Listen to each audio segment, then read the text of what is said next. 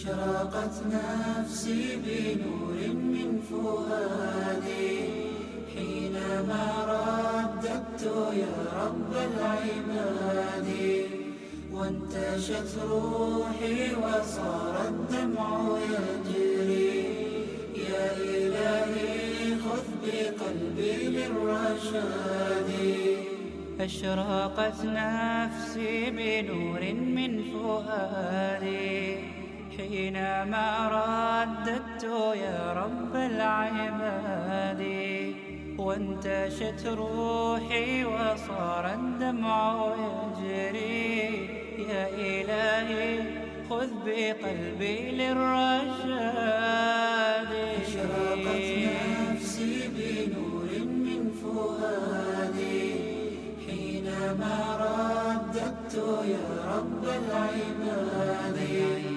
وانتشت روحي وصار الدمع يجري يا إلهي نحمده ونستعينه ونستغفره ونعوذ بالله من شرور أنفسنا ومن سيئات أعمالنا من يهده الله فلا مضل له ومن يضلل فلا هادي له وأشهد أن لا إله إلا الله وأشهد أن محمدا عبده ورسوله أما بعد أعوذ بالله من الشيطان الرجيم بسم الله الرحمن الرحيم فاستقم كما أمرت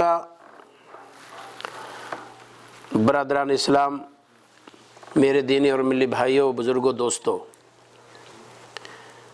اللہ کا فضل و کرم ہے کہ دین کے نام پہ گاہے بگاہے اس حال میں آپ سے ملاقات ہوتی رہی ہے۔ اسی سلسلے کی ایک کڑی ہے کہ ہمارے محترم فضیلت الشیخ محبوب عالم المدنی حفظہ اللہ نے یاد کیا، اور آپ ہمارے بڑے ہیں، اس وجہ سے آپ کی کوئی بات اگر میں کاٹوں تو ہمارے لیے بہتر بھی نہیں ہے۔ علاقائی اعتبار سے یہاں موجود جتنے دعات ہیں، خواہ منطقہ شرقیہ میں یا کہیں بھی، آبائی وطن کے اعتبار سے سب سے قریب آپ ہی ہمارے ہیں۔ اللہ تعالیٰ آپ کو جزائے خیر دے کہ آپ نے مجھے دعوت دی اور توفیق عطا فرمائی کہ میں آپ کے سامنے حاضر ہوں۔ موضوع ہے استقامت۔ کوشش ہوگی کہ بہت سارے مسائل اس تعلق سے آ جائیں۔ وقت نے اگر ساتھ دیا تو جس طرح سے میں نے کچھ چیزوں کو آج پیش کرنے کی کوشش کی ہے، سب کو انشاءاللہ پیش کر لے جاؤں گا۔ اللہ تعالیٰ سے دعا ہے مولا کہ استقامت کے موضوع پر کتاب و سنت کی روشنی میں جو باتیں بتائی جائیں، ان پر اللہ تعالیٰ ہمیں بھی اور آپ کو بھی سننے کی اور اس پر عمل کرنے کی اور دوسرے لوگوں تک پہنچانے کی منہج رسول پر توفیق عطا فرمائے۔ استقامت کا معنی ٹیڑھا پن کے خلاف ہے، یہ جس کو سیدھا کہہ لیجیے آپ، معتدل اور سیدھا۔ استقامت کو شریعت میں اس راستے اور اس منہج پہ رہنا جس کا اللہ تعالیٰ نے حکم دیا ہے، اسی کو استقامت کہتے ہیں۔ کبھی کبھار لوگ استقامت کا مطلب یہ سمجھتے ہیں کہ ایک مسلمان پر ڈنڈے برس رہے ہوں اور وہ دائیں بائیں حرکت نہ کرے، اسی کو استقامت کہتے ہیں۔ استقامت کے معنی و مفاہیم کا ایک حصہ یا ایک جز یہ ضرور ہے، لیکن صرف یہی استقامت نہیں ہے۔ باتیں آئیں گی اور معنی مزید واضح ہو جائے گا انشاءاللہ۔ اس معنی کو شریعت میں جس کو ہم نے مراد لی ہے، اللہ کے رسول صلی اللہ علیہ وسلم کی ایک پیاری حدیث میں ہم دیکھتے ہیں۔ ایک صحابی کو اللہ کے رسول صلی اللہ علیہ وسلم نے وصیت کی، اور استقامت کا پورا معنی وہاں پایا جاتا ہے۔ وہ کیا کہ اللہ تعالیٰ نے مومن بندوں کو جن کاموں کے کرنے کا حکم دیا ہے اور جن چیزوں سے روکا ہے، ان کاموں کو کرے اور جن سے روکا گیا ہے اس سے رک جائے، اسی کو استقامت کہتے ہیں۔ اللہ کے رسول صلی اللہ علیہ وسلم سے ایک صحابی نے کہا قل لی فی الاسلام قولا لا اسأل عنہ احدا بعدک، آپ کو ایسی بات بتلا دیجیے اسلام میں ہمیں کہ میں آپ کے بعد میں بے نیاز ہو جاؤں، کسی اور سے نہ پوچھوں۔ آپ صلی اللہ علیہ وسلم نے فرمایا قل آمنت باللہ ثم استقم، تو اعلان کر کہ میں اللہ پر ایمان لایا اور پھر اس پر ڈٹ جا۔ اللہ پر ایمان لانے کا مطلب یہ ہوا کہ اللہ تعالیٰ نے اگر کسی چیز کے کرنے کا حکم دیا ہے تو اسے بھی ہم کریں گے، اور اللہ تعالیٰ ہی کا حکم ہے کہ نبی صلی اللہ علیہ وسلم کی اتباع کرو۔ وما آتاکم الرسول فخذوہ وما نہاکم عنہ فانتہوا، معنی یہ ہوا کہ اللہ اور اس کے رسول نے جو کہا ہے کرنے کو اس کو کیجئے، اور جن سے کتاب و سنت نے روک دیا ہے اس سے آپ رک جائیے، گویا کہ آپ سیدھے راستے پر ہیں۔ صحیح مسلم کی روایت ہے۔ یہ بہت اہم مقاصد ہیں استقامت کے، اس میں کوئی شک نہیں۔ ہمارے نبی صلی اللہ علیہ وسلم سے ایک بار کہا گیا کہ کچھ بال آپ کے سفید ہیں، بڑھاپے نے گھیر لیا آپ کو۔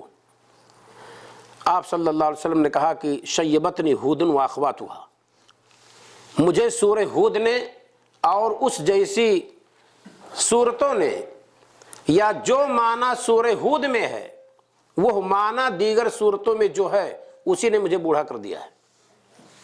اور اس سورہ ہود میں کیا تھا، وہ کون سی آیت تھی؟ آیت نمبر 112 تھی۔ کبھی موقع ملے گا تو آپ اس کو پڑھ لیجئے گا۔ اللہ کے رسول صلی اللہ علیہ وسلم کو کہا گیا تھا فاستقم کما امرتا، اے نبی ایسے سیدھے رہیے جیسے آپ کو حکم دیا گیا ہے۔ ہمارے نبی صلی اللہ علیہ وسلم نے ہم سے اور آپ سے کہا اذا امرتکم بامر فاتوها ما استطعتم، جب کسی چیز کا حکم دوں تو بقدر استطاعت اسے کرو۔ واذا نہیتکم عن امر فانتہوا، اور جب کسی چیز سے روکوں تو اسے کلی طور پر رک جاؤ، کیونکہ کرنے میں تو دقت ہے، چھوڑ دینے میں کوئی دقت نہیں ہے۔ چرس، بھانگ، افیم، تمباکو، سرتی، بیڑی، سگریٹ، کوئی کہے چھوڑنے میں محنت ہے، چھوڑنے میں کیا محنت ہے؟ نہ اس کے لیے پیسہ کمانا ہے، نہ دکان پہ جانا ہے، نہ خریدنا ہے، نہ چلنا ہے، نہ پھرنا ہے، نہ اسے جلانا ہے، نہ کش لینا ہے، چھوڑ دیجئے خلاص، کیا پریشانی ہے آپ کو؟ تو اللہ کے رسول صلی اللہ علیہ وسلم نے فرمایا جب کسی چیز کا حکم دوں تو بقدر استطاعت اسے کرو۔ لیکن یہی مسئلہ جب اللہ تعالیٰ نے نبی صلی اللہ علیہ وسلم کو خطاب کرتے ہوئے فرمایا تو کہا فاستقم کما امرتا، ایسے سیدھے رہیے جیسے حکم دیا گیا ہے۔ نبی صلی اللہ علیہ وسلم کو اللہ تعالیٰ نے یہ نہیں کہا کہ جس قدر طاقت ہو کرتے رہیے، جیسے حکم دیا گیا ہے ویسے رہیے۔ تو بہت سارے مفسرین نے کہا ہے کہ جو آپ نے سورہ ہود کی طرف اشارہ کیا کہ سورہ ہود نے مجھے بوڑھا کر دیا، یہی آیت تھی کہ کہا گیا تھا کہ جیسے آپ کو حکم دیا گیا ہے ویسے آپ سیدھے رہیے۔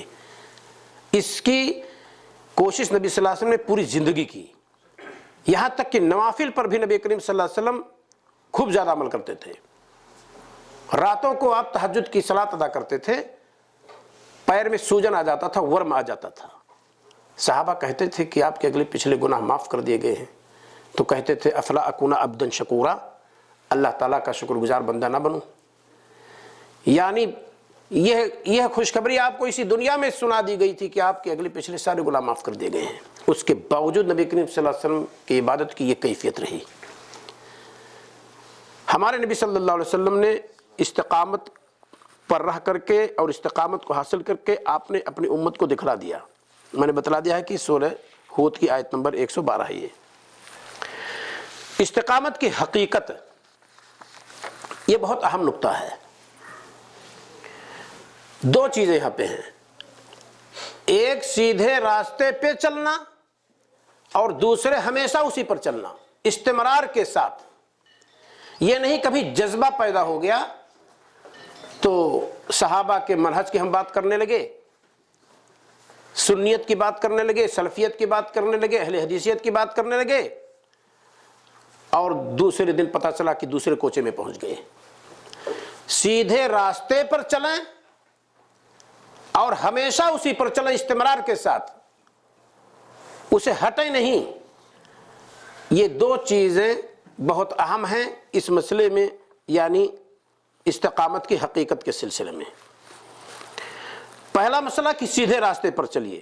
دیکھیے اللہ تعالیٰ نے فرمایا یا ایھا الذین آمنوا اتقوا اللہ حق تقاتہ، مومنو اللہ تعالیٰ سے ڈرو جیسا اس سے ڈرنے کا حق ہے. جیسا ڈرنے کا حق ہے، اس کا مطلب کہ وہ کوئی خاص راستہ ہے، اس کا مطلب کوئی خاص منہج ہے اللہ تعالیٰ سے اس پر چل کر کے ڈرنے کا.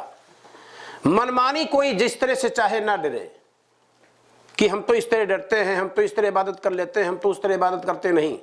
جیسا اللہ تعالیٰ سے ڈرنے کا حق ہے اور جیسے ڈرنے کا حکم دیا گیا ہے.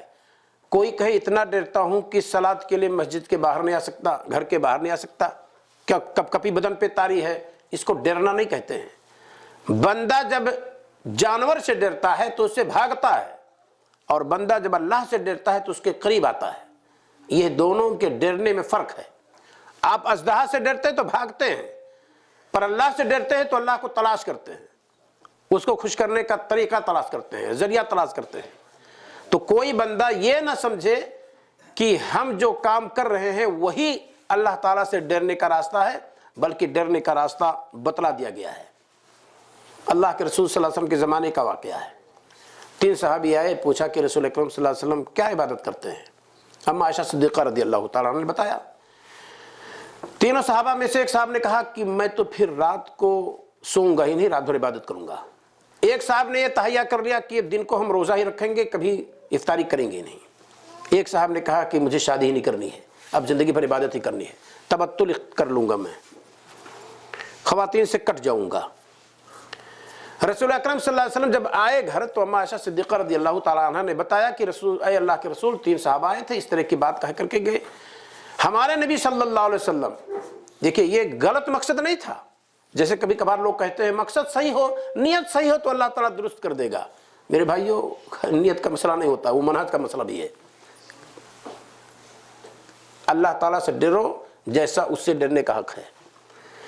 وہ بھی ڈرنا چاہتے تھے، ان کا بھی پلان تھا کہ ہم نبی کریم صلی اللہ علیہ وسلم کے تو اگلے پچھلے گناہ معاف کر دیے گئے ہیں، تو آپ اتنی نماز پڑھتے ہیں، سوتے بھی ہیں، بیوی سے شادی بھی کرتے ہیں، کبھی افطار کے کبھی روزہ رکھے نفلی، تو یہ تو رسول صلی اللہ علیہ وسلم کا عمل ہے. ہمارا عمل کیا ہونا چاہیے کہ ہمیں بیوی سے شادی نہیں کرنی ہے اور ہمیں رات بھر عبادت ہی کرنی ہے. ایک نے کہہ دیا کہ اب نفلی روزہ اتنا رکھوں گا کہ دن میں کبھی افطاری نہیں کروں گا، یعنی کبھی روزہ توڑ کے رہوں گا ہی نہیں، ہمیشہ روزہ ہی سے رہوں گا. ہمارے نبی صلی اللہ علیہ وسلم جب آئے اور آپ نے سنا تو آپ گھبرا گئے. بھئی اس میں گھبرانے کا کون سا مسئلہ تھا؟ ہم اور آپ اگر آج کل سنیں، اور آج کل ایسے کہا بھی جاتا ہے، کوئی شخص غیر منہج رسول پر کوئی کام کر رہا ہو اور ہم اور آپ جب اسے روکتے ہیں تو کہتا ہے لیجئے اب نماز پڑھنا بدعت ہو گئی، لیجئے اب دعا کرنا بھی بدعت ہے، لیجئے اب یہ کام قرآن پڑھنا بھی بدعت ہو گیا، لیجئے دعا ہی تو پڑھا ہے میں نے، چلو غلط صحیح لیکن دعا ہی تو پڑھی ہے میں نے کوئی غلطی تو نہیں کی ہے. یہ وہ لوگ کہتے ہیں جو اسی منہج پر چلنا چاہتے ہیں. وہ ہیں، ان کے نیت پر میں حملہ نہیں کرتا، لیکن میرے بھائیو خالی نیت کافی نہیں، بلکہ وہ منہج اپنانا ہے جس منہج پہ چل کر کے اللہ تعالیٰ سے ڈرنا ہے. ممبر پر آئے نبی صلی اللہ علیہ وسلم، آپ جانتے تھے کہ کون کون لوگ ہیں، پتہ چلا تھا آپ کو، لیکن جب سوسائٹی کے لوگوں کی کسی غلطی کا پتہ چلے اور اس کی جب نشاندہی کی جائے تو یہ داعی کا طریقہ ہے کہ سب کے سامنے اسے شرمسار نہ کیا جائے. نبی صلی اللہ علیہ وسلم نے فرمایا کچھ لوگ ایسا کہتے ہیں. سنو، میں آپ لوگوں سے، اس کا مقصد یہ ہے کہ آپ لوگ شاید یہ سمجھتے ہیں کہ آپ لوگ اللہ تعالیٰ سے زیادہ ڈرنے والا بن رہے ہیں. سنو، میں اللہ تعالیٰ سے سب سے زیادہ ڈرنے والا ہوں. طریقہ کیا ہے؟ رات کو سوتا بھی ہوں، عبادت بھی کرتا ہوں، کبھی نفلی روزہ رکھتا ہوں، کبھی نہیں رکھتا ہوں، واتزوج النساء اور عورتوں سے شادی بھی کرتا ہوں، اور میں تم سے سب سے زیادہ ڈرنے والا ہوں. تو سب سے زیادہ ڈرنے والے کا منہج اگر یہ ہے تو آپ کون سا ڈرنے والا بنتے ہیں کہ شادی ہی نہیں کریں گے، اور آپ کون سا ڈرنے والا بننا چاہتے ہیں کہ کبھی رمضان کے یا غیر رمضان کے دن میں کبھی افطار ہی نہیں کریں گے، اور کون سا آپ نیک بننا چاہتے ہیں، کس طرح سے ڈرنا چاہتے ہیں کہ آپ رات میں کبھی سوئیں گے ہی نہیں. ہمارے نبی صلی اللہ علیہ وسلم نے اسے باطل قرار دیا اور آپ نے روک دیا. اس سے آپ کہہ سکتے ہیں کہ یہ گویا کہ کوئی تصوفانہ ذہن کی ایک بیج بوری جانے کا ڈر تھا آپ صلی اللہ علیہ وسلم کے، فوراً نبی کریم صلی اللہ علیہ وسلم نے اس چیز سے روک دیا. تو یہاں میں نے کہا کہ دو چیزیں استقامت میں بہت اہم ہیں، ایک یہ کہ سیدھے راستے پر چلنا ہے، اور دوسرے کہ ہمیشہ اسی پہ چلنا ہے، ہٹنا نہیں ہے، تب تو استقامت پائے گا ورنہ نہیں۔ اللہ تعالیٰ نے دوسری جگہ فرمایا فاتقوا اللہ ما استطعتم، جتنی طاقت ہو اللہ تعالیٰ سے ڈرو۔ یہ بھی ایک منہج ہی ہے، تکلیف ما لا یطاق کا مسئلہ شریعت میں نہیں ہے، جبر نہیں کیا جائے گا، طاقت دیکھیں، یہ بھی منہج رسول ہے، یہ بھی استقامت ہی کے اندر داخل ہے۔ یہ نہیں کہا جائے گا کہ آپ کے سر پہ چوٹ لگ گئی ہے، زخم ہے، اور آپ کو اگر جنابت کی ضرورت ہے تو اب آپ تیمم سے صلاۃ نہیں ادا کریں گے، غسل کرنا ضروری ہی ہے، کہیں گے یہ استقامت ہے، غسل کرنا ہی استقامت ہے، اور تیمم کر لینا یہ استقامت نہیں ہے، یہ غلط ہے۔ رسول اکرم صلی اللہ علیہ وسلم کے دور ہی میں یہ واقعہ پیش آیا، 3 صحابہ تھے، سفر کیے، ایک کے سر میں چوٹ آئی، زخم ہوا، اتفاق سے رات کو احتلام ہو گیا، باقی دونوں ساتھیوں سے فتویٰ پوچھا، انہوں نے کہا نہیں بھائی اگر احتلام ہوا ہے تب تو غسل کرنا ہی پڑے گا۔ صحابی کو غسل کروا دیا لوگوں نے، زخم کاری لگا ہوا تھا، پانی نے زہر بنا دیا، انتقال ہو گیا۔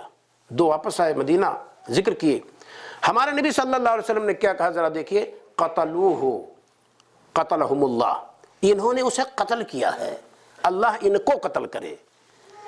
وہ استقامت پر تھے، اگر ان کو یہ کہہ دیتے کہ آپ تیمم کر لیجئے کیونکہ یہی آپ کی استطاعت میں ہے، اس سے اور زیادہ آپ نہیں کر سکتے ہیں ورنہ آپ ہلاک ہو جائیں گے، انتقال کر جائیں گے، اپنے آپ کو فنا کر دیں گے، اگر یہ فتویٰ دیا جاتا کہ ایسے موقع پر آپ کے لیے تیمم کر لینا کافی ہے تو اس کو بھی استقامت کہا جا سکتا تھا، استقامت ہے یہ، اس کو یہ نہیں کہا جائے گا کہ آپ نے غسل چھوڑ کر کے تیمم کر لیا تو اس کو استقامت نہیں کہا جائے گا۔ کچھ لوگ ہو سکتا ہے یہاں بھی کچھ موجود ہوں، نہ آپ کا دل مطمئن ہو، کچھ لوگ کہتے ہیں کہ موزہ پر مسح کرنے سے تو میرا دل مطمئن ہی نہیں ہوتا ہے، یعنی جیسے جو عزیمت ہے وہ عزیمت ان کے یہاں ہے ہی نہیں کہ موزے پر مسح کیا جائے، اور پھر عقل سے تمام باتیں۔ رسول صلی اللہ علیہ وسلم کے زمانے میں موزہ ایسا ہوتا تھا، پھر موزہ ایسا ہوتا تھا، چرمی ہوتا تھا، چرمی موزے کا مسئلہ الگ ہے، جرموک، نال، خف، نالین اور تساخین، یہ سارے الفاظ موجود ہیں، ہر ایک الگ الگ مسئلہ ہے۔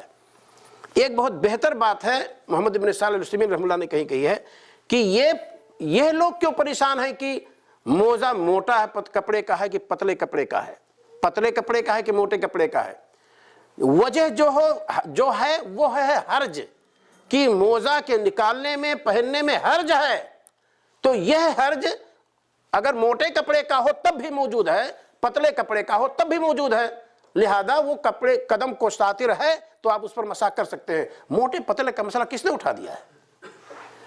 اگر آپ فقہ کی کتابوں کی طرف جائیں گے تو وہاں ساری چیزیں پائیں گے کہ ہاں موٹا کپڑا ہو، ایسا ہو، ویسا ہو، ساری چیزیں، لیکن حدیث میں اس طرح کے اصول ضابطے تو نہیں بیان کیے گئے کہ رفع حرج کے لیے جو چیز ہے، اور رفع حرج یہاں بھی ہے یہاں بھی ہے، تو آپ کیوں کہتے ہیں کہ اس کپڑے پر مسح درست ہے، اس کپڑے پر مسح درست نہیں ہے، اور کہیں گے ہمارا دل مطمئن ہے۔ تو اس کو میں کہہ رہا ہوں کہ یہ بھی استقامت ہے، اس کو یہ نہ کہیے کہ ایسا کر دیا تو استقامت سے ہٹ گیا اور سیدھے راستے سے ہٹ گیا۔ دوسرا مسئلہ ہے، میں نے بتلایا کہ سیدھے راستے پر چلنا ہے اور اسی پر ہمیشہ چلنا ہے، ہٹنا نہیں ہے۔ اللہ تعالیٰ نے فرمایا سورہ آل عمران آیت نمبر 102 وَلَا تَمُوتُنَّ إِلَّا وَأَنْتُمْ مُسْلِمُونَ، تم کو موت نہ آئے مگر یہ کہ تم حالت اسلام میں ہو، مسلمان ہو، کلمہ تمہاری زبان پہ جاری ہو، یعنی اس کے تم کہنے والے ہو، اس کے مطابق تمہارا عقیدہ ہو، اس پر تمہارا خاتمہ ہو، یعنی سیدھے راستے پوری زندگی آپ چلے ہیں اور خاتمہ بھی آپ کا اسی پر ہو رہا ہے، یہ دونوں معنی ملے گا تو گویا کہ آپ استقامت پر ہیں، اسی کو استقامت کہتے ہیں۔ یہ دونوں چیزیں نہ بھولیں کہ سیدھے راستے پر چلنا ہے اور پوری زندگی ہمیں اسی پر چلنا ہے۔ آیت کا معنی یہ ہے کہ تقوی اور پرہیزگاری پر سیدھے رہو اور ثابت رہو تاں کہ اسی حالت میں تمہاری موت ہو جائے۔ ایک مفسر نے یہ وضاحت کی ہے۔ ایک حدیث میں عبداللہ ابن عمر بن العاص رضی اللہ تعالیٰ فرماتے ہیں کہ اللہ کے رسول صلی اللہ علیہ وسلم نے فرمایا من احب ان یزحزح عن النار، جو اس چیز کو پسند کرے کہ جہنم سے بچا لیا جائے، وَيَدْخُلُ الْجَنَّةَ اور جنت میں داخل ہو جائے، فَلْتُدْرِكُهُ مَيْتَتُهُ وَهُوَ يُؤْمِنُ بِاللَّهِ، تو چاہیے کہ اس کو اس کی موت آئے اس حالت میں کہ وہ اللہ تعالیٰ پر ایمان رکھتا ہو، وَالْيَوْمِ الْآخِرِ اور آخرت کے دن پر ایمان رکھتا ہو، وَيَأْتِ إِلَى النَّاسِ مَا يُحِبُّ أَن يُؤْتَى إِلَيْهِ، اور لوگوں کے لیے جس چیز کو پسند کرتا ہے وہ پسند کرے کہ ہاں دوسرے لوگوں کو کی چیز حاصل ہونی چاہیے، یا یہ ہے کہ جو اپنے لیے پسند کرتا ہے وہی دوسروں کے لیے بھی وہ پسند کرے۔ تو یہاں جو بات آئی ہے کہ اس کو موت نہ آئے مگر اس وقت جب کہ وہ ایمان رکھتا ہو اللہ پر و قیامت کے دن پر، یعنی موت کے وقت بھی وہ مومن ہو۔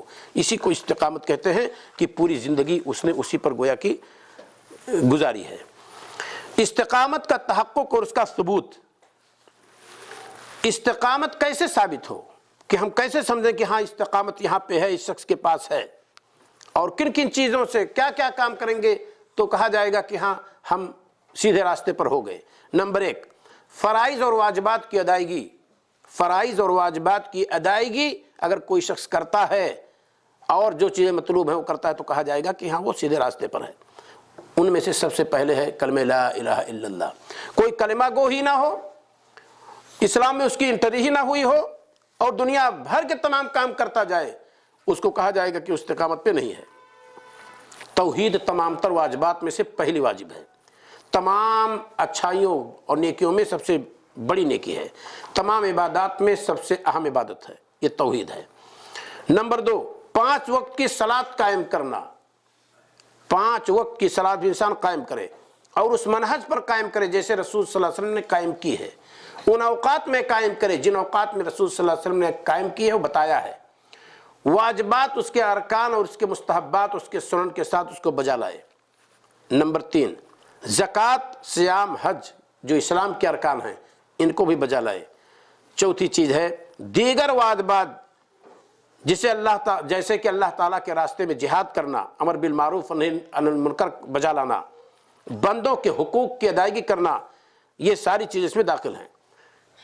ایک عالم نے کہا ہے کہ خلاصہ یہ ہے کہ بندوں کے حقوق کی رعایت کی جائے اور اللہ تعالیٰ کے حقوق کی رعایت کی جائے، یہی استقامت ہے۔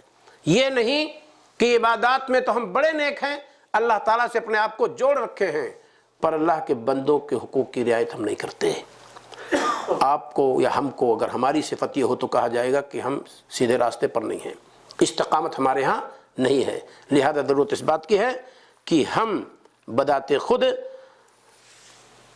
اللہ تعالیٰ کے حقوق کی ادائیگی کریں اور دیگر لوگوں کی بھی حقوق کی ادائیگی کریں۔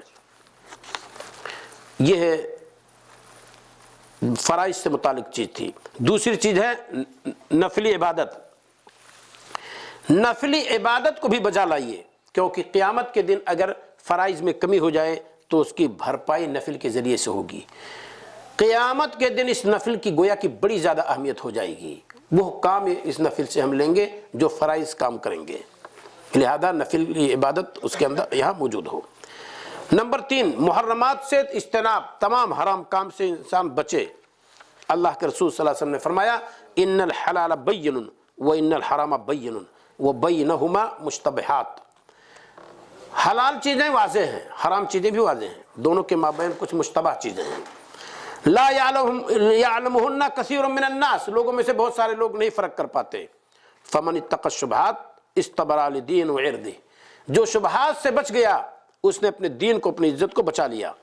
ومن وقع فی الشبہات وقع فی الحرام، اور جو شبہات میں واقع ہوا وہ حرام میں واقع ہوا۔ یہ صحیح بخاری کی روایت ہے۔ تو تیسری چیز میں نے بتلائی کیا، محرمات سے اجتناب۔ کیا نقطہ تھا یہ؟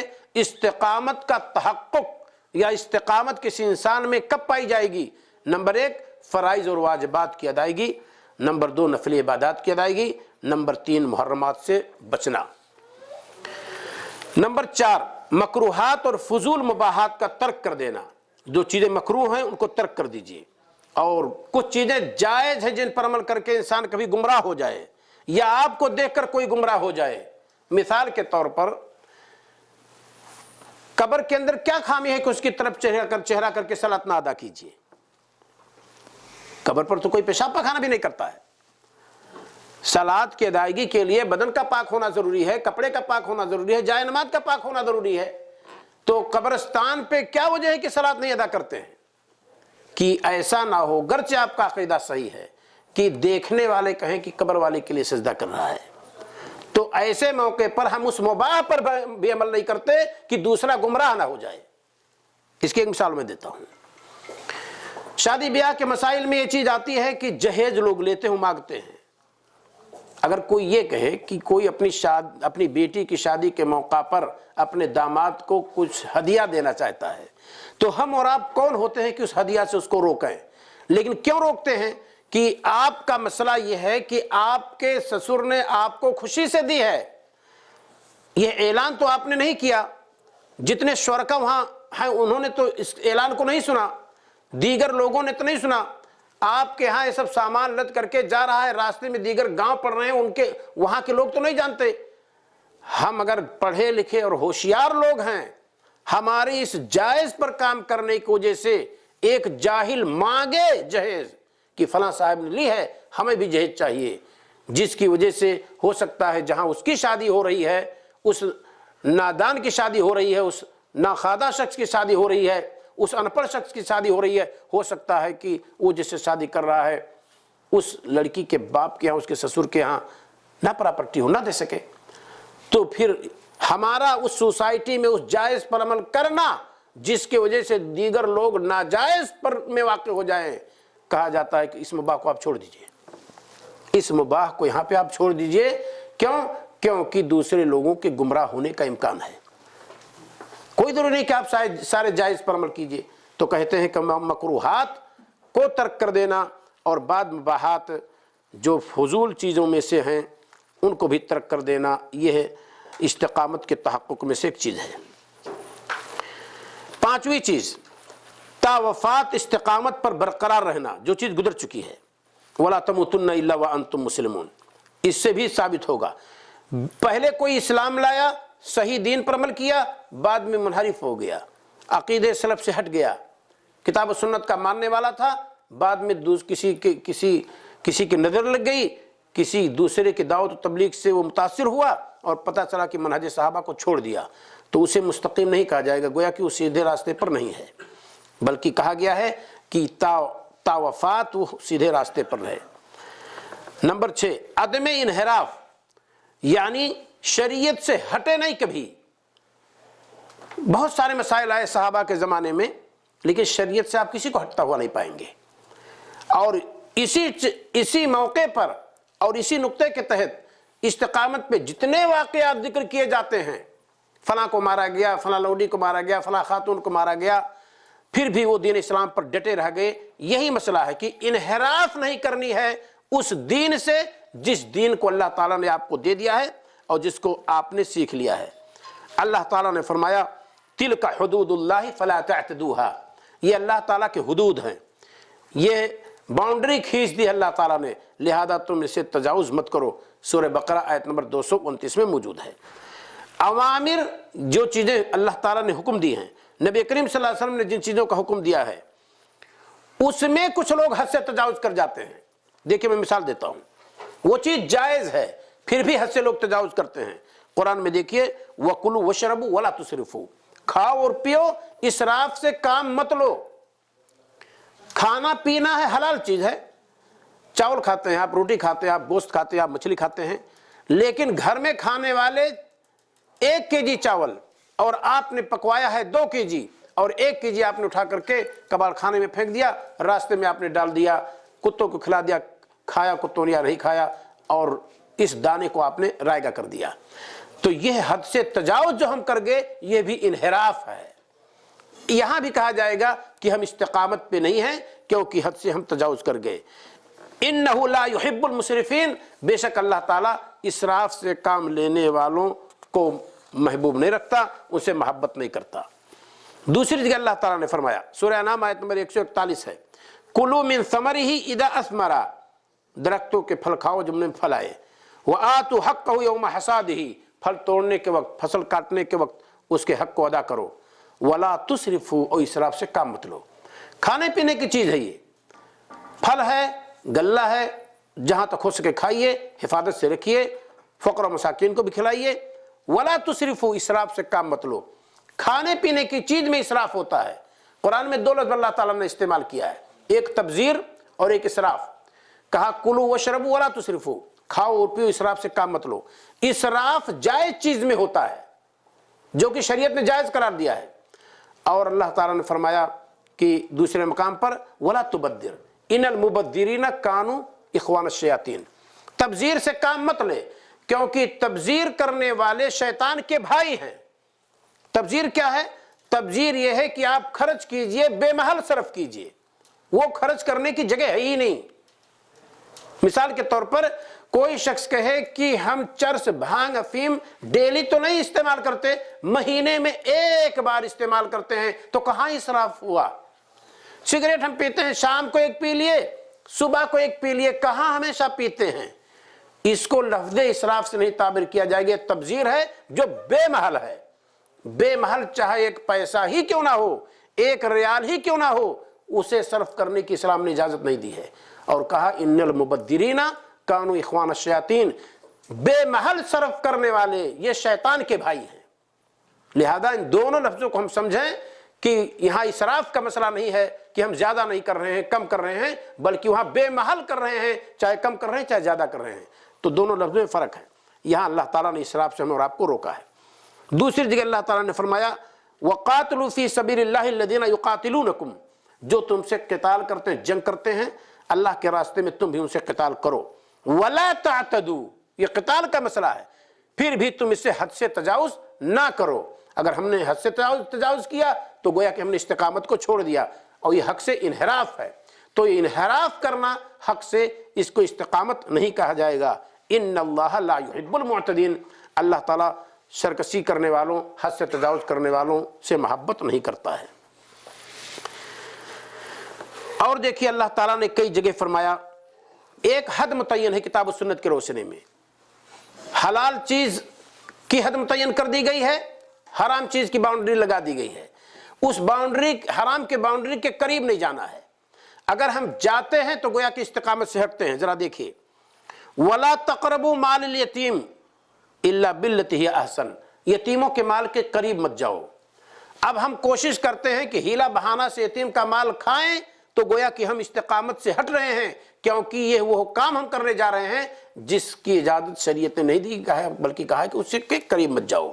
یہ نہیں کہا کہ یتیم کا مال مت کھاؤ، کہا کہ قریب مت جاؤ، گویا کہ یہ کہیں زیادہ بلیغ ہے یتیم کے مال سے ڈرنے اور اسے دور رہنے کے بارے میں۔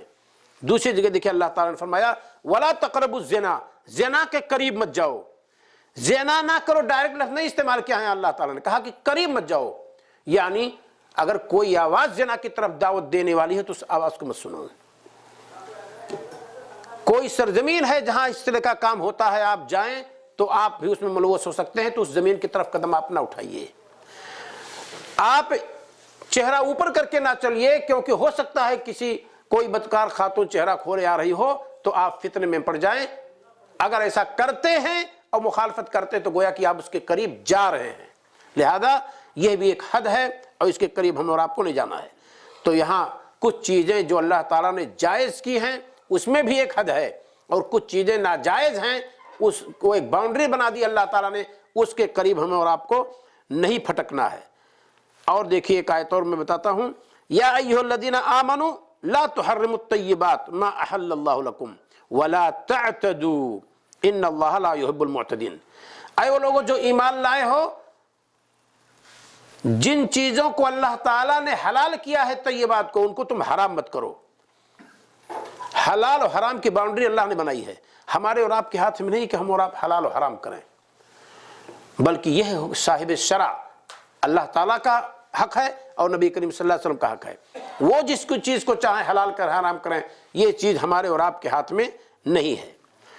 یہاں بھی کہا اللہ تعالیٰ نے کہ وَلَا تَعْتَدُوا، حد سے تجاوز نہ کرو، کیونکہ اللہ تعالیٰ ایسے لوگوں سے محبت نہیں کرتا۔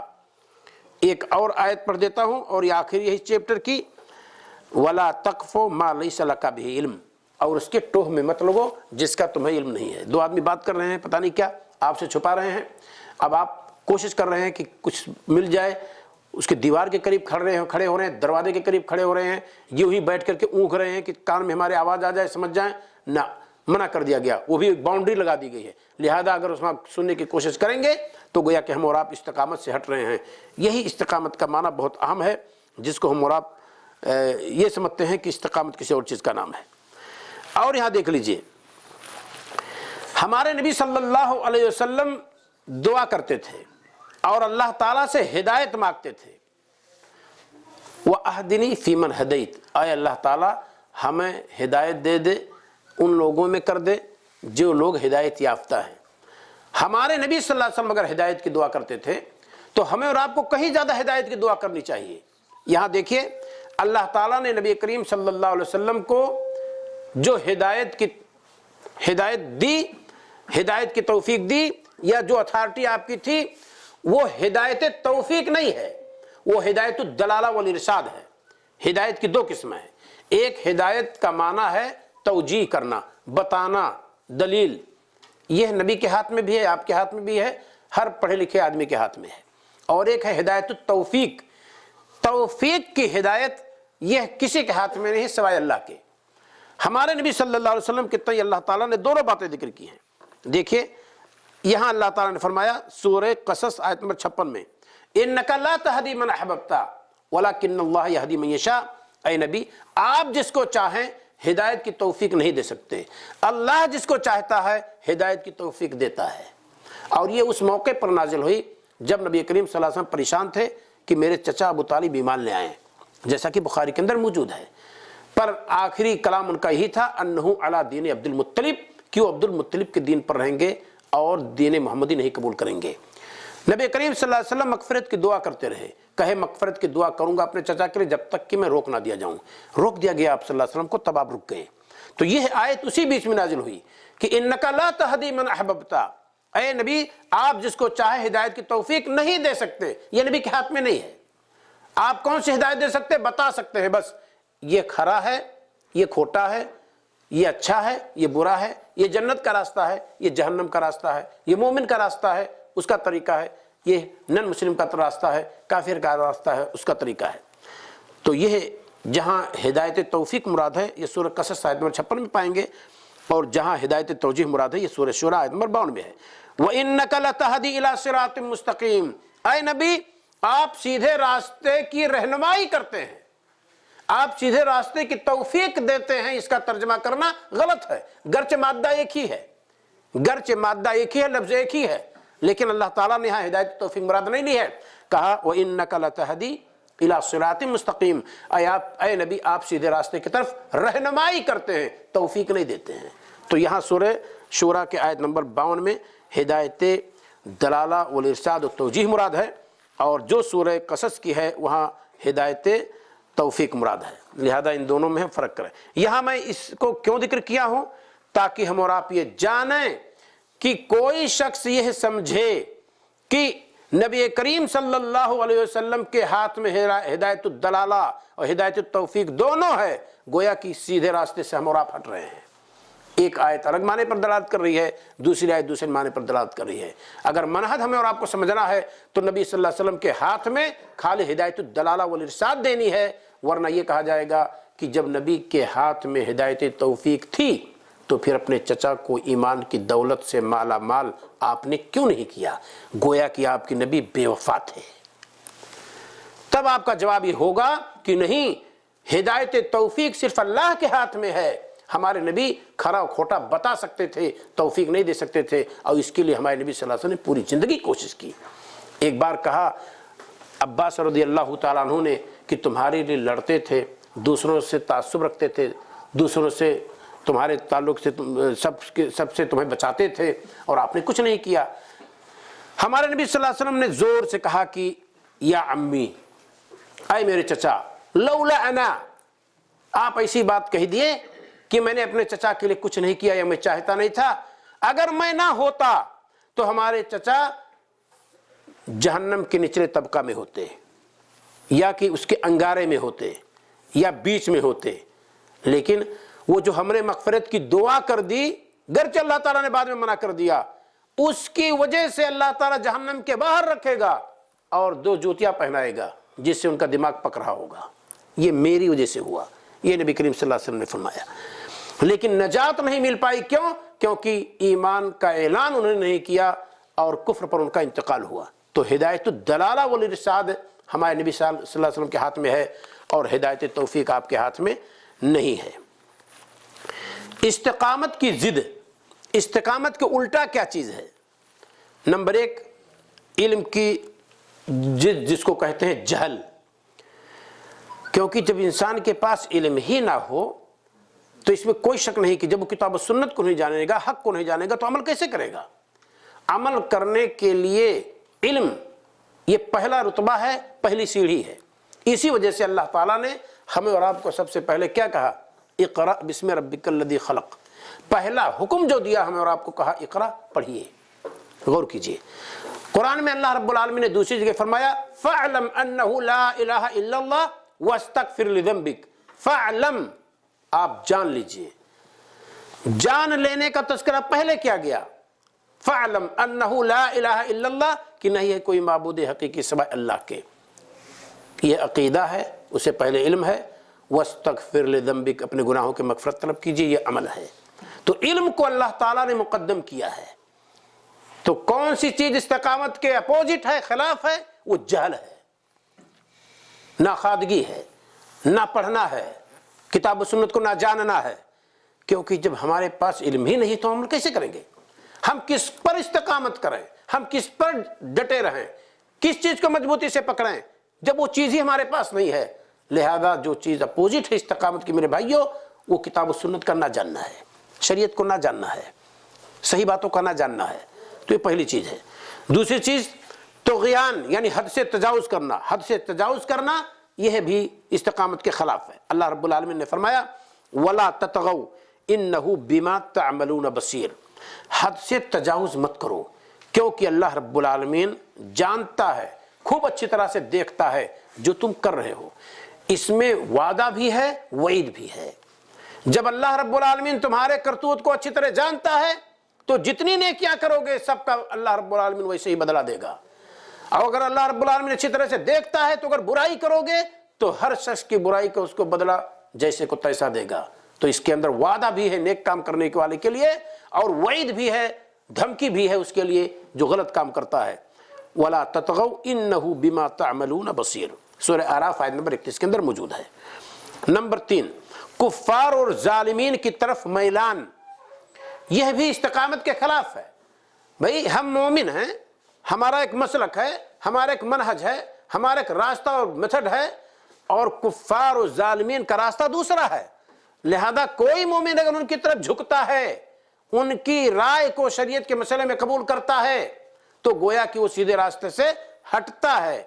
देखिए अल्लाह रब्बुल आलमीन ने फरमाया वला तरकनु इलल्लज़ीना ज़लमू फतमस्सकुमुन नार। जिन्होंने जुल्म की है उनके तरफ जर्रा बराबर माइल मत होना, झुकना नहीं। अगर झुकोगे तो क्या होगा, तुम भी जालिम ठहरोगे, उन जालिमों का साथ दे करके। फतमस्सकुमुन नार, तुम झुकोगे उनके तरफ तो तुमको आग टच करेगी, जहन्नम की। लिहाजा हम अगर सीधे रास्ते पर हैं तो एक मोमिन जो सीधे रास्ते पर है उससे कुफ्र भी टकराएगा, उससे बिदाती भी टकराएगा, उससे मुशरिक भी टकराएगा, उससे जालिम जाबिर बादशाह भी टकराएंगे, सब टकराएंगे, और सबसे आपको मुकाबला करना है। लिहाजा आप कभी ना सोचिएगा कि आपके दोस्त बनेंगे। जब भी आप हक का कलमा बुलंद करेंगे, ये चारों तरफ से लोग आपको दबाएंगे और लोग आपको निकाला देंगे और आप परेशान होंगे। लेकिन फिर वहाँ आपको हुक्म दिया गया है, हमें हुक्म दिया गया है कि हम इस्तिक़ामत के साथ काम करें। तो कुफ़ार और जालिमीन की तरफ मैलान हो, ये भी इस्तिक़ामत के खिलाफ है। कहते हैं रुकन कौन चीज़ है, रुकून मैलान और झुकान को कहते हैं, ये इस्तिक़ामत के खिलाफ है। लिहाजा हमें और आपको सीधे रास्ते पर चलना है। कुफ़ार और जालिमीन की रगरलियों को देखकर, उनकी ज़िंदगी के आसाइश को देखकर, उनके माल और दौलत को देख करके हमें उनकी तरफ माइल नहीं होना है। नंबर 4, फासिक और मुनाफिक की तरफ मैलान।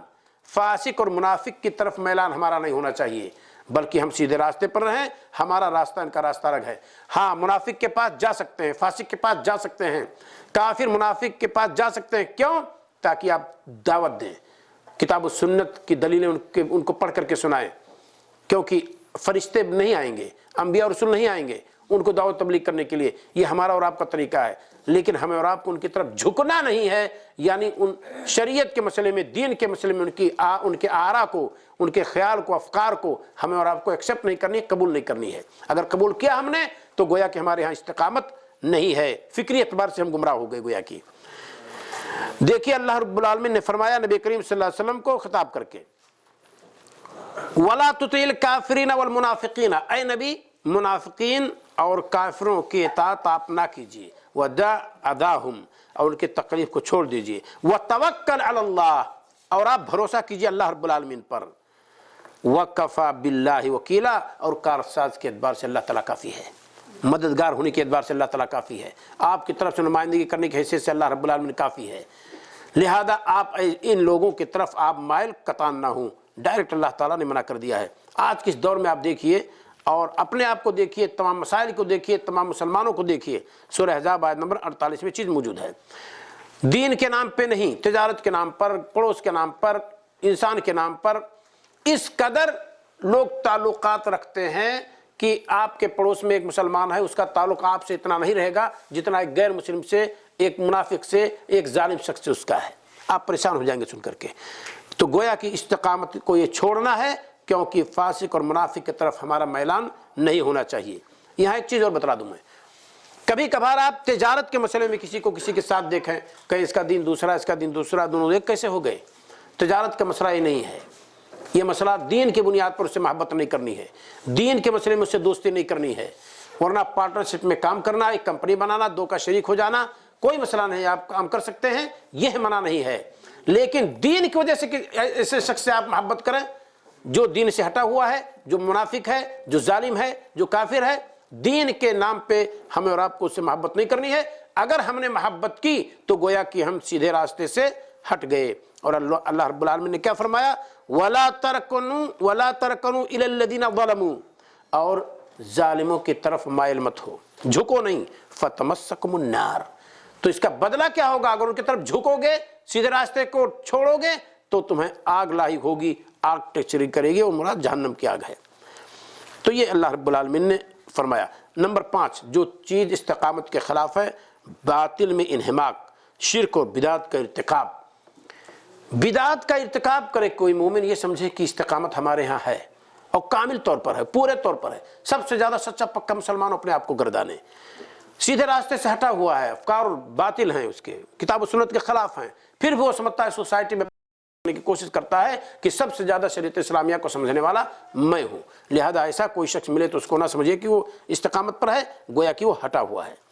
ذرا دیکھیے یہاں اللہ رب العالمین نے فرمایا ان الشرک لظلم عظیم، شرک اگر ایک نہایت اہم ظلم ہے، اور شرک اہل شرک اور باطل کا ساتھ ہم دیں تو جو شخص ایسے گناہ کا ارتکاب کیا جو سب سے بڑا جرم ہے، اور ہم اس سے محبت کریں، ہم اس کے طرف ہمارا میلان ہو، تو ہمارا سیدھے راستے پر کہاں ہے؟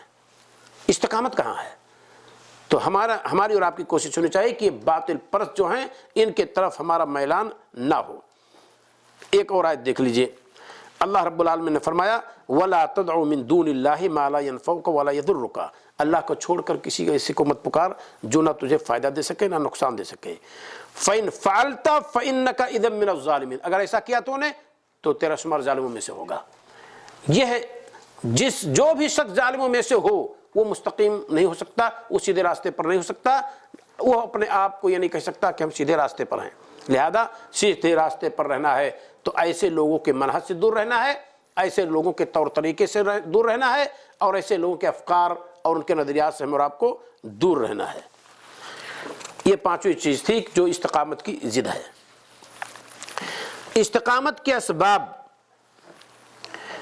4 چیزیں میں یہاں ذکر کیا ہوں۔ نمبر 1 ایمان اور یقین، ایمان اور یقین ہو تو یہ وہ راستہ ہے، وہ سیڑھی ہے کہ ہم اور آپ استقامت تک پہنچ جائیں گے۔ ایمان نہ ہو تو اس میں کوئی شک نہیں کہ انسان وہ چیزیں نہیں خندہ پیشانی کے ساتھ برداشت کر سکتا ہے جو حالت ایمان میں برداشت کر سکتا ہے۔ یقین انسان کو صبر پر ابھارتا ہے، یقین جب ہو تو صبر پر اس کو ابھارتا ہے، اور صبر استقامت کی بنیاد ہے۔ صبر اور یقین یہ دونوں استقامت کے کھمبے ہیں، تو کسی کے ہاں صبر مفقود ہو اور یقین ختم ہو جائے تو ایسا آدمی سیدھے راستے پر نہیں رہ سکتا۔ صحابہ نے جو تکلیفیں برداشت کی شروع میں، خواتین اسلام نے جو تکلیف برداشت کی شروع اسلام میں، وہ اسی صبر و یقین کی بنیاد پر انہوں نے برداشت کی۔ یہ یقین نہ ہوتا کہ نبی کریم صلی اللہ علیہ وسلم جو گزرتے ہیں وہ کہتے ہیں صبرن یا آل یاسر ان موعدکم الجنہ، اے یاسر کی اولاد صبر کرو، تمہارا وعدہ جنت ہے، وہ یقین تھا جو یہ سن کر کے اور زبردست کوڑے کو برداشت کر لیتے تھے۔ یہ یقین اور صبر جب آ جائے کسی انسان کے اندر، دنیا کی کوئی طاقت پیچھے نہیں کر سکتی آپ کو۔ اسی بنیاد پہ ہمارے لیے دنیا کے تمام ہتھیار فیل ہو جائیں گے، وہ ہم کو کچھ نہیں تکلیف دے سکتے جب ہمارے پاس اور آپ کے پاس یہ گر ہو جائے اور یہ صفت ہو جائے۔ بلال حبشی رضی اللہ تعالیٰ عنہ، اوپر سے چٹان بھی رکھا جاتا تھا اور چلچلاتی ریت تھی اور گلے میں پھندا ڈال کر کے گھسیٹا بھی جاتا تھا، پھر بھی اسی بنیاد پر کہتے تھے احد احد، اللہ اکیلا ہے، اللہ اکیلا ہے۔ امیہ ابن خلف شکست کھا گیا، نہتے بلال رضی اللہ تعالیٰ عنہ کے سامنے وہ ہتھیار کیا تھا؟ استقامت کا۔ اسی بنیاد پر انہوں نے ڈٹ کے لڑائی لڑی اور فتح پائے۔ بدر میں جب پہنچے دیکھا امیہ ابن خلف کو تو کہا ما نجوت ان نجا امیہ، میں نجات نہیں پایا اگر یہ آج بچ کر نکل گیا تو۔ واقعہ مشہور تھا، صحابہ جانتے تھے، انصار بھی واقعہ سنتے تھے کہ بلال حبشی رضی اللہ تعالیٰ عنہ کو امیہ ابن خلف نے بہت تکلیف دی ہے۔ پھر پڑے صحابہ، عبد الرحمن بن عوف رضی اللہ تعالیٰ عنہ سے دوستانہ تعلقات تھے، زمانے جاہلیت میں بچانے کی کوشش کیے، اوپر گر گئے لیکن نیچے سے نیزہ کے ذریعے سے صحابہ نے مارا امیہ بن خلف کو۔ سمیہ رضی اللہ تعالیٰ عنہ نے دم توڑ دیا اور ابو جہل کے تمام قسم کی پریشانیوں کو برداشت کر لیا، اور جس طرح سے ان کو قتل کیا گیا دنیا میں کسی خاتون کو اس طرح سے نہیں قتل کیا گیا، لیکن اسی بنیاد پہ انہوں نے اس کو صبر اور ثبات کے ساتھ ڈٹ کر کے مقابلہ کر لیا، اور ابو جہل کا نیزے نے ان کو اسلام سے نہ پھرا سکا اور کلمہ کفر نہ کہلوا سکا۔ تو جب یہ صبر اور یقین یہ دونوں چیزیں کسی کے پاس موجود ہو تو گویا کہ اس کے پاس استقامت کے اسباب میں سے ایک سبب موجود ہے۔ نمبر 2، دین میں بصیرت۔ جب دین ہم جانتے ہی نہیں تو کیا ڈٹے رہیں گے، کس پر ڈٹے رہیں گے؟ اس بات کی طرف میں اشارہ کر چکا کہ اسباب میں سے ایک چیز ہے دین میں بصیرت ہو، جانیں، پڑھے لکھے ہوں۔ بسا اوقات ہم اور آپ یہ سوچتے ہیں کہ ابا اماں نے تو نہیں پڑھایا، عربی مدرسے میں کبھی گئے ہی نہیں، اب ہم کیا پڑھ سکتے ہیں؟ اللہ کا فضل ہے، یہاں اگر آپ ہیں تو جس طرح سے چاہیں آپ تعلیم حاصل کر سکتے ہیں۔ دعات ہر گلی میں موجود ہیں، جہاں چاہیں وہاں ان سے پڑھ لیں، اور نیتی سے اگر آپ پڑھنے کی کوشش کریں گے تو پڑھنے کے لیے عمر کی کوئی شرط نہیں ہے۔ جب دلچسپی پیدا ہو اس وقت علم آپ کو حاصل ہو سکتا ہے۔ قرآن جب نازل ہونا شروع ہوا، ہمیں اور آپ کو پتہ ہے کہ نبی کریم صلی اللہ علیہ وسلم کی عمر 40 سال تھی۔ یہاں کتنے لوگ بیٹھے ہیں بھی 40 سال کو نہیں پہنچے ہیں؟ ہمارے نبی صلی اللہ علیہ وسلم کی عمر کے سارے صحابہ نہیں تھے، کچھ عمر میں زیادہ بھی تھے، کچھ ہم عمر تھے، کچھ عمر میں کم تھے۔ یکساں طور پر لوگوں نے قرآن کو یاد کیا اور قرآن کو سیکھا، اسلامی تعلیمات کو لیا انہوں نے۔ یہ کہاں سے ہم نے اور آپ نے تصور پیدا کر لیا اپنے ہاں کہ 12 سال 10 سال 15 سال 16 سال کی عمر میں اگر مدرسہ جا سکے تب تو ہم پڑھ سکتے تھے اور اب نہیں پڑھ سکتے ہیں، بس وہیں خاتمہ ہمارا اور آپ کا ہو گیا۔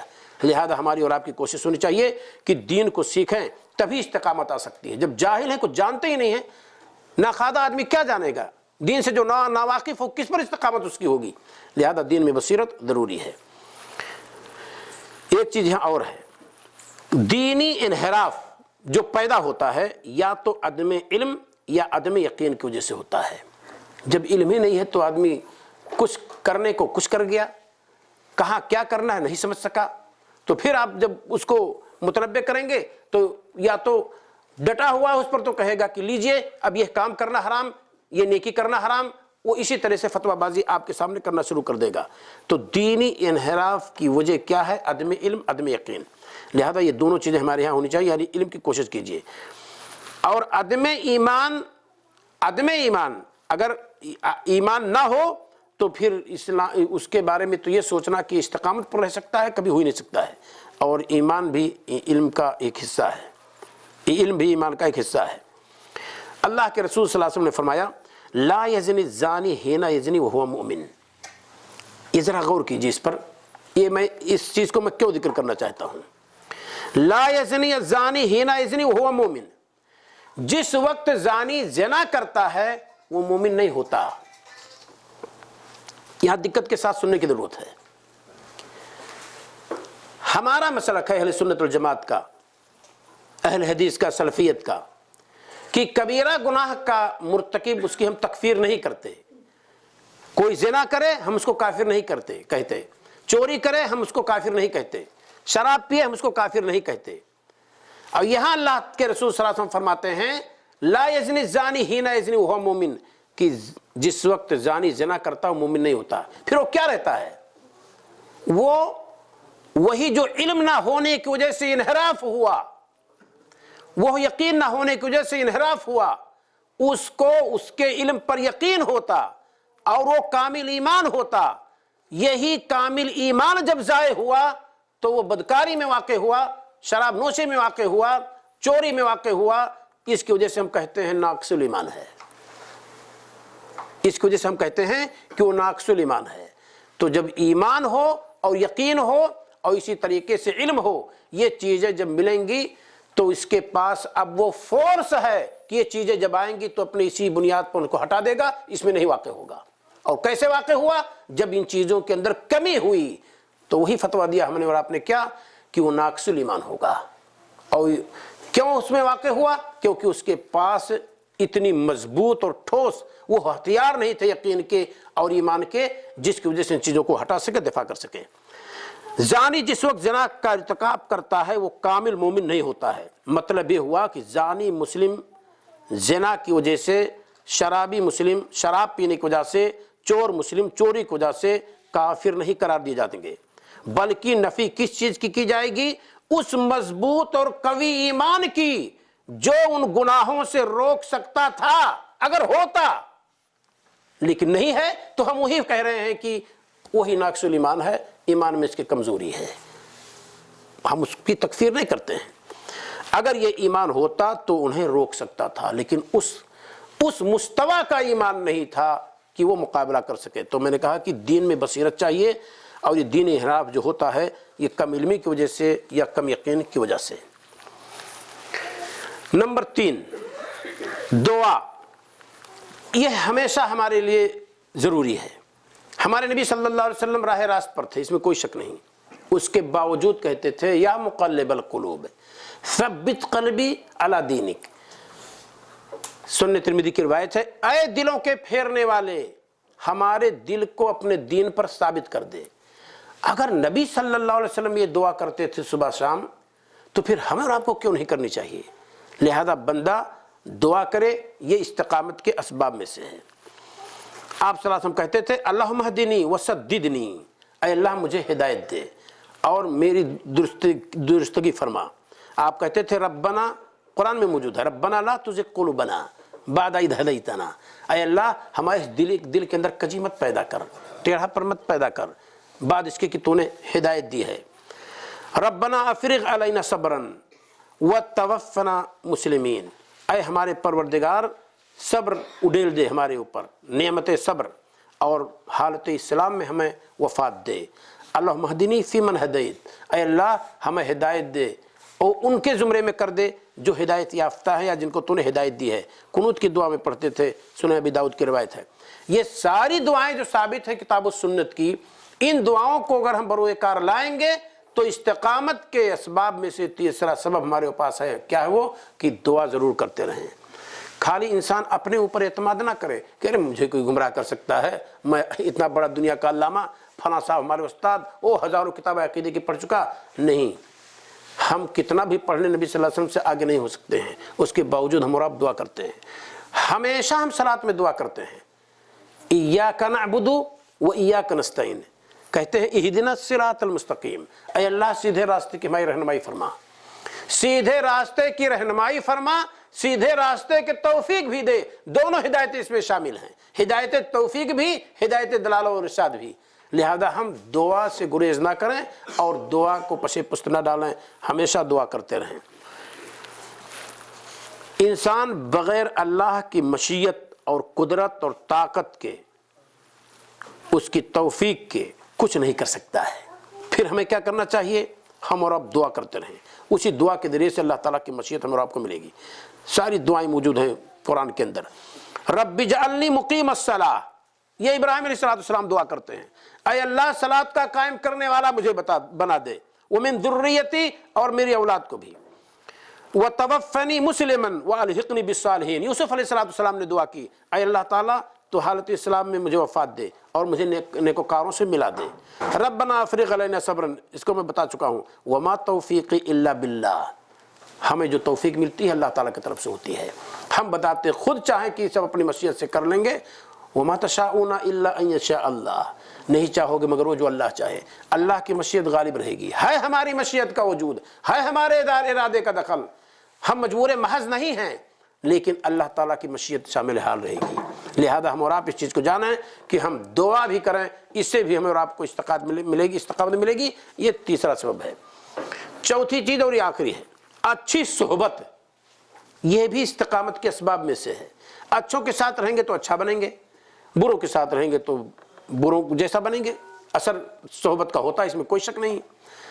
اور بعد شارحین نے ابو طالب کی جو حدیث ہے بخاری کی، اس کی شرح میں لکھا ہے کہ بچہ اور جوان تو چھوڑیے، بڑھاپے میں بڈھے پر بھی صحبت کا اثر ہوتا ہے۔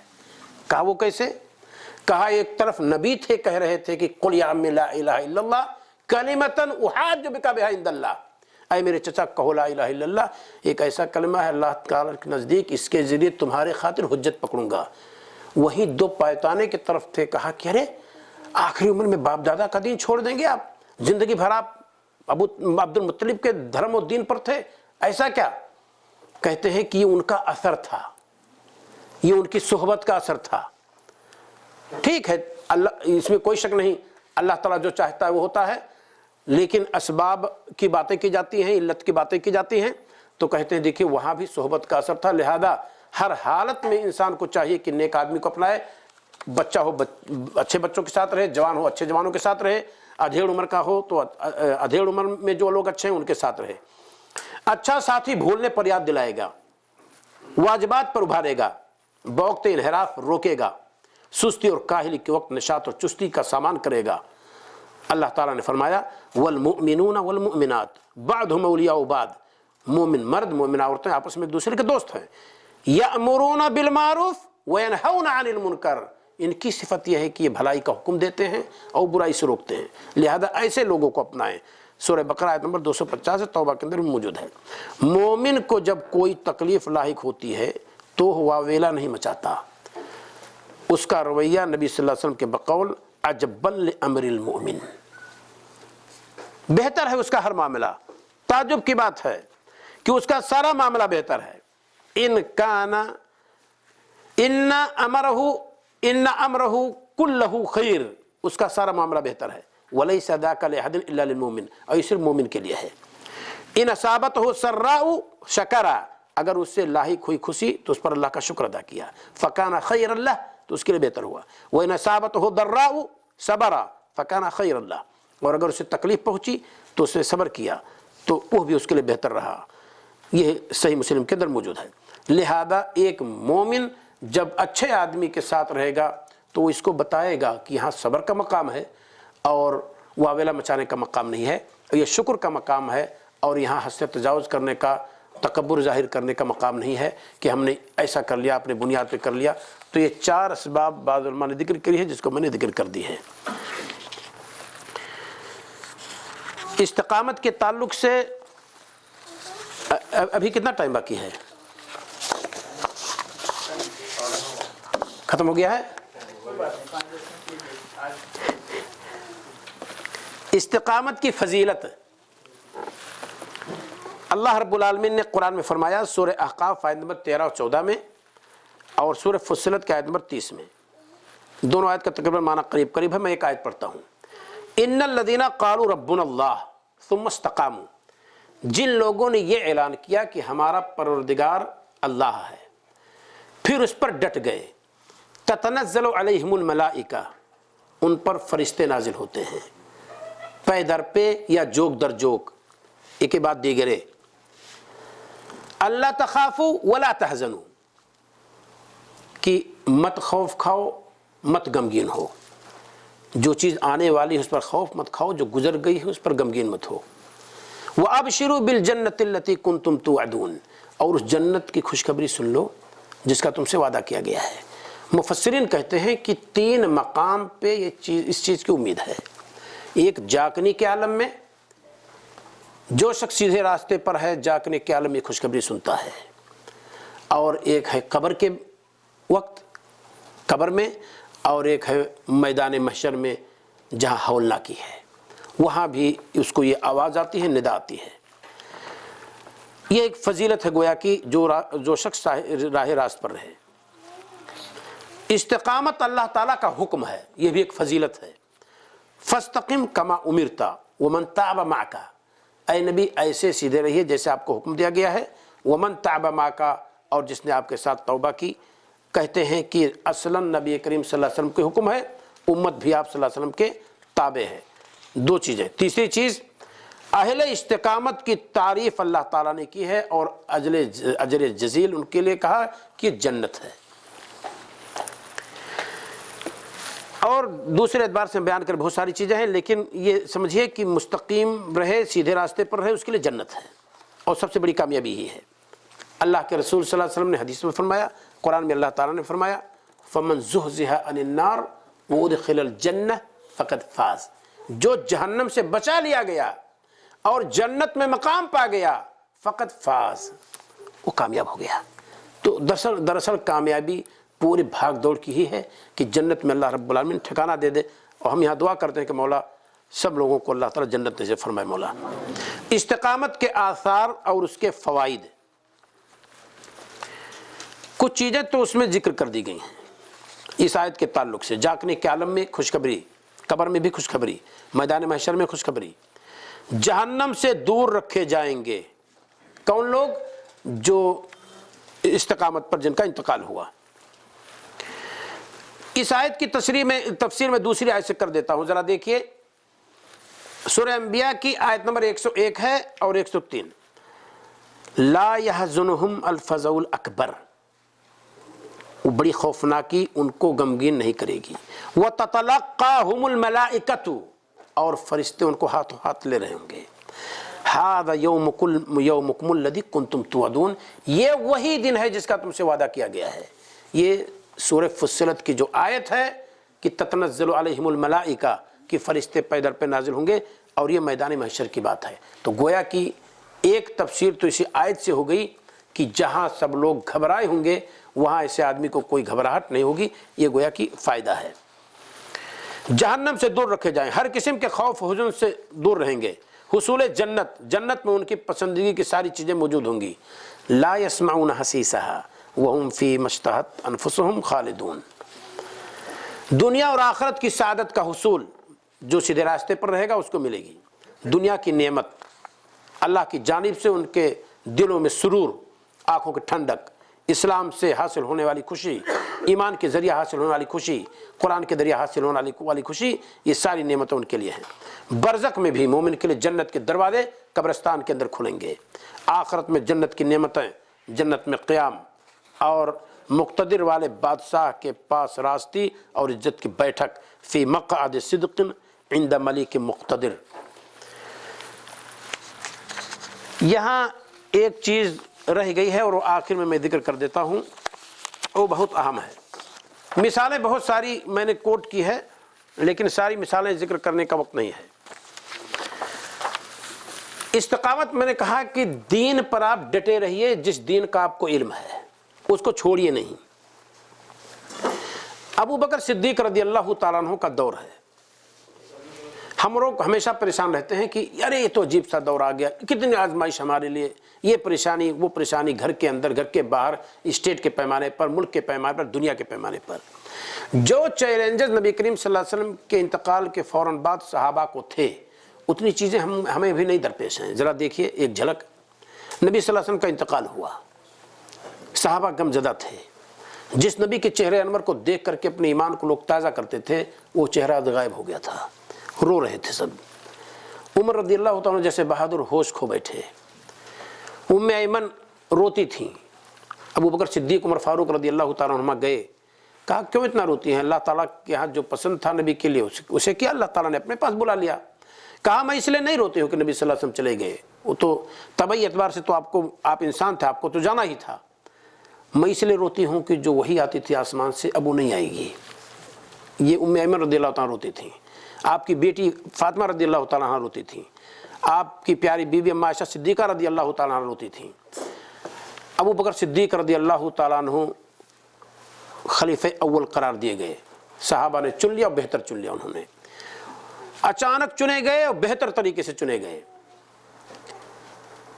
روم و ایران کی طاقتیں دیکھ رہی تھی کہ نبی کے بعد کیا ہوگا، کس کو چنا جائے گا، ہم کو بھی کچھ ہاتھ بٹانے کا موقع ملے گا، لیکن صحابہ نے فوری طور پر اونٹ کو اسی کروٹ بیٹھا لیا ثقیفہ بنی ساعدہ میں کہ خلافت کی ذمہ داری کو ابو بکر صدیق رضی اللہ تعالیٰ عنہ جیسے بہادر شخص کندھے پر رکھ دیا۔ لوگ پریشان ہو گئے، امت کو تھامنے کے لیے ابو بکر صدیق رضی اللہ عنہ سامنے آئے، تقریر کی، کہا من کان یعبد محمدن فإن محمدن قد مات، جو محمد صلی اللہ علیہ وسلم کی عبادت کرتا تھا سن لیں، ان کا انتقال ہو گیا ہے۔ ومن کان یعبد اللہ فإن اللہ حی لا یموت، اور جو اللہ تعالیٰ کی عبادت کرتا تھا سن لیں، اللہ تعالیٰ زندہ جاوید ہے، اس کو موت نہیں آئے گی۔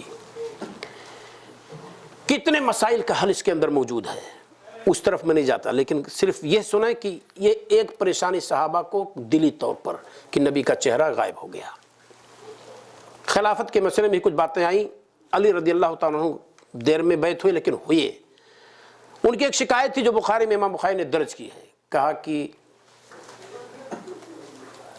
میں یہ نہیں کہتا کہ ابو بکر صدیق سے زیادہ مستحق ہوں یا ان کے مقابل میں اپنے نام کی ترشیح کروں، میں اپنے آپ کو کینڈیڈیٹ سمجھوں، لیکن میں صرف اس لائق تھا کہ مجھے بھی وہاں بلایا جا سکتا تھا۔ اس کا جواب سب کو معلوم ہے کہ کہاں پلان بنی صحابہ کے مابین اور نام کی لسٹ گھمائی گئی مدینہ میں کہ ثقیفہ بنی ساعدہ میں پلان بن رہا ہے، خلافت کو چناؤ ہے۔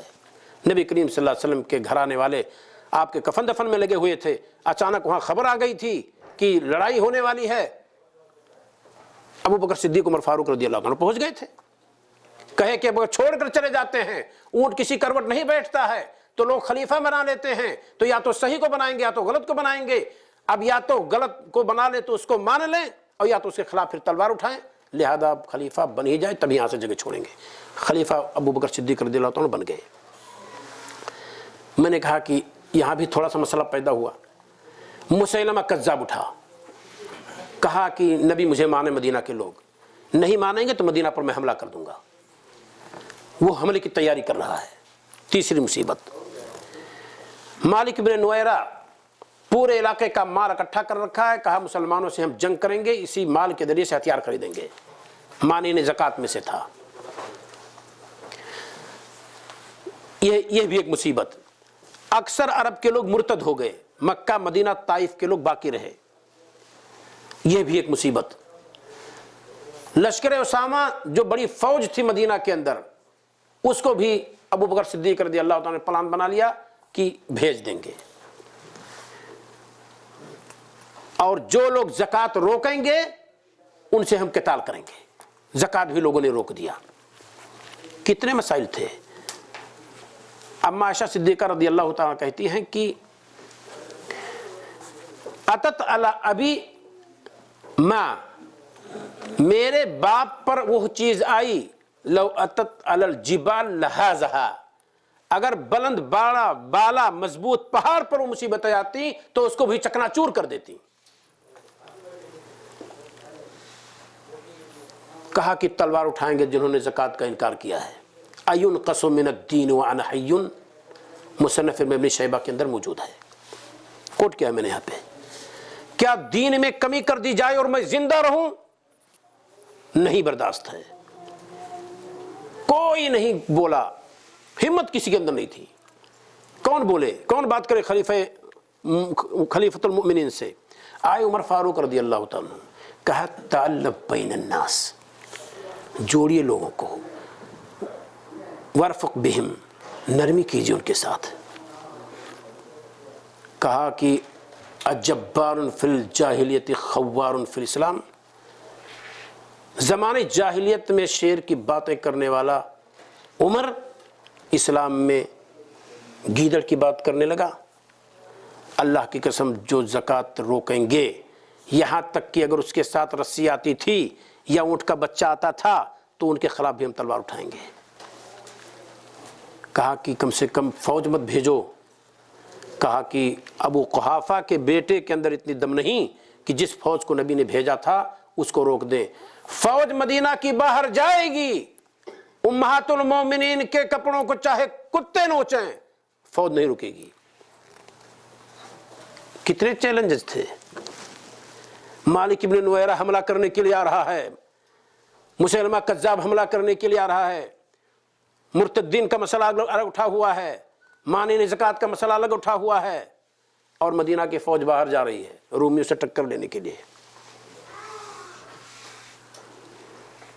فوج آ گئی چند دن کے اندر, پوری ایرانی اور رومی قوموں کو پتہ چل گیا کہ ان کے نبی کے جانے سے کوئی کمی نہیں آئی ہے, طاقت جو کی تم موجود ہے. تو ابو بکر صدیق رضی اللہ تعالیٰ عنہ کی استقامت تھی کہ جس دین کو نبی ہمیں دے کر گئے ہیں وہی کے ذریعے وہ ہمیں ملا ہے, اس کے اندر انحراف نہیں پسند ہے. تو پہلے علم ہونا چاہیے تبھی انسان اس پر باقی رہ پائے گا. آج ہم کہتے ہیں کہ دین پر عمل نہ کر کے یہ کر لیجیے وہ کر لیجیے, اس کے بعد استقامت پر رہیں گے. عمر فاروق رضی اللہ تعالیٰ عنہ گئے فلسطین میں, اساقفہ نے, پادریوں نے کہا کہ امیر المومنین کو بلائیے, وہ عہد نامہ ہمارے سامنے لکھیں, ہم بیت المقدس کی چابی آپ کے حوالے کر دیں گے. ابو عبیدہ بن الجراح کمانڈر ان چیف تھے, خط لکھا انہوں نے, چلے گئے. جب وہاں پہنچے کئی عبارتیں موجود ہیں, ٹائم ہوتا تو ساری چیزوں کو میں بیان کرتا, لیکن سنیے ذرا. جب پہنچے تو کہیں پانی میں داخل ہونا تھا, موزہ اور جوتا دونوں نکالا, پھٹے ہوئے تھے, اور بغل میں دبا لیا, اور اونٹ کی نکیل خود پکڑی, پانی میں داخل ہو کر کے گزرے. تو کہا کہ ایسا کیوں کرتے ہیں, ایسا آپ کر رہے ہیں لوگ کیا کہیں گے؟ امیر المومنین ہے, آپ کو دیکھنے کے لیے پوری پبلک امٹ پڑی ہے. کہا کہ اوہ یا ابا عبیدہ, جاؤ, ہائے ابو عبیدہ, لو قالہ غیرک, تم تو ابتدائے زمانے اسلام لائے, اگر تمہارے علاوہ کوئی یہ بات کہتا تو میں اس کو مان سکتا تھا, وہ بات ہمارے دل میں آ سکتی تھی. اعزنا اللہ بالاسلام, اللہ تعالیٰ نے عزت دی اسلام کے ذریعے سے. لو ابتغینا العزہ فی غیرہا لأذلنا اللہ, اگر عزت چاہیں گے اس طرح جوتوں میں تو اللہ تعالیٰ ذلیل کر دے گا. تمہیں ہمارا جوتا پھٹا ہوا نظر آ رہا ہے, شاید تم چاہتے ہو کہ یہ دیہی علاقہ کے لوگ جو سج بج کر کے چلتے ہیں اسی طرح کے برجون گھوڑے پر سوار ہو کر کے میں آؤں, اس کی ہمیں ضرورت نہیں ہے. کہا گھر لے چلو. کہا کہ گھر ہمارے پاس کہاں ہے؟ یہ کمانڈر ان چیف کا جواب تھا کہ ہمارے پاس گھر کہاں ہے,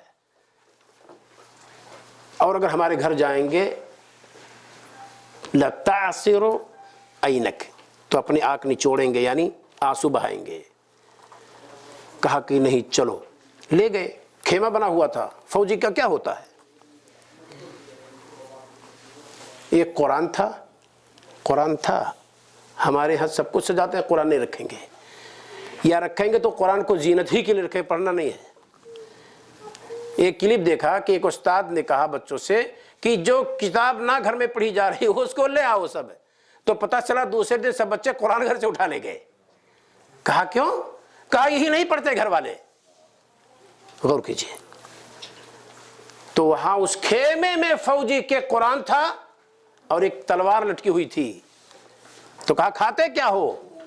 تو اشارہ کیا کہ ایک جھولا لٹکا ہوا ہے. پھر بڑھ کر کے خود لے آئے, سوکھی ہوئی روٹیاں تھیں جس کو بھگو کر کے کھاتے تھے. کہا کہ ابو عبیدہ تو نے تو واقعی رلا دیا, اب ہم لوگوں کے لیے کچھ نہیں چھوڑا تو نے. تو کہا میں نے یہی کہا تھا کہ ہمارا خیمہ کس لیے جائیں گے دیکھنے, اگر آپ دیکھیں گے تو روئیں گے. تو یہ ابو عبیدہ بن الجراح تھے, اور یہ عمر فاروق رضی اللہ عنہ تھے. کہہ رہے تھے کہ جو اسلام ہمیں ملا ہے وہی عزت ہے. یقین مانا آج ہم ہر چیز میں سمجھتے ہیں, اسلام ہی میں عزت نہیں سمجھتے ہیں. ایک ہمارا نوجوان سوچتا ہے اگر داڑھی رکھ لیا تب تو ملا بن گئے, بے عزتی ہو جائے گی. اپنی بچیوں کو ہم نقاب میں نکالیں گے, لوگ کہیں گے یہ تو پسپائیت آ گئی ان کی, ہاں وہ بنیاد پرست لوگ ہو گئے, لوگ کیا کہیں گے. ہم نے اسلام کے علاوہ میں عزت تلاش کی ہے, ذلیل ہوتے جا رہے ہیں. اور جتنا چھوڑیں گے اسلام کو انتظار کیجئے کہ کیا انتہا ہوتی ہے ضلالت کی. لہذا میرے بھائیو, اسلام ہی ہے وہ جس نے ہمیں اور آپ کو عزت دی ہے, उसी पर डटे रहिए जो इस्लाम हम और आपको मालूम है। अल्लाह रब्बुल आलमीन हम और आपको जब तक जिंदा रखे मौला, दीन इस्लाम पर बाकी रखे। वस्सलातु वस्सलाम अला रसूलिल्लाह। Every time when I'm awake, all things that I see, I know it's hard to believe, but it's from the Almighty. When the leaves fall from the tree, every plant that grows on land, when the waves flow in the sea, it's by His command. Subhanallah walhamdulillah wa la ilaha illallah. Subhanallah walhamdulillah wa la ilaha illallah. Subhanallah walhamdulillah wa la ilaha illallah. To Allah